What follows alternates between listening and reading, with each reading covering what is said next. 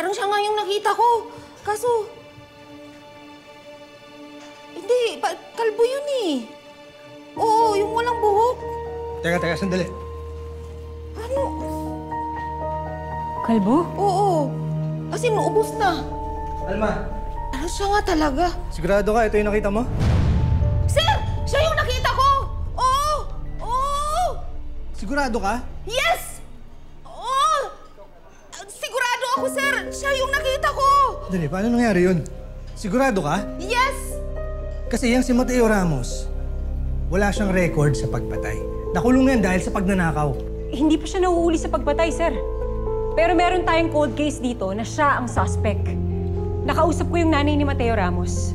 At ang sabi niya, nung maliit pa daw si Mateo, minamaltrato siya ng tatay niya. At yung tatay niya na to, cheater, manloloko, manggagancho.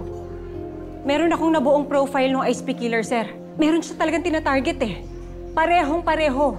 Cheater, abusive parent, manloloko, manggagancho. Ganon din. Pero bakit ba ding yung mga binibiktima niya? Dahil yung tatay na nananakit sa kanya, closet gay. Kaya siguro ganun din yung mga binibiktima niya. Nasabi mo na ba kay Chief lahat ng impormasyon na to?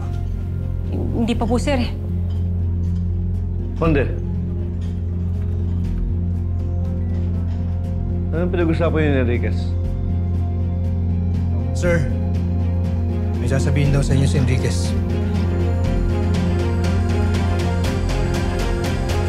Lahat yan. Good news! Dahil na-discover ni Enriquez ang serial killer na matagal nating hinahanap at walang iba kundi si Mateo Ramos. Ibig sabihin, walang kinalaman yung nagpatakas kay Mando. Nagkataon lang, nakatakas si Mateo at nakapatay ng dalawa. Kaya aralin nyo na mabuti yan. Yes, sir!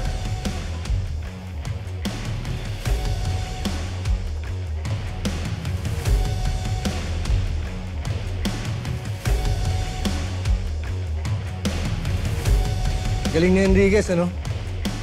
Siyempre, ako nag-train dun. Galing talaga.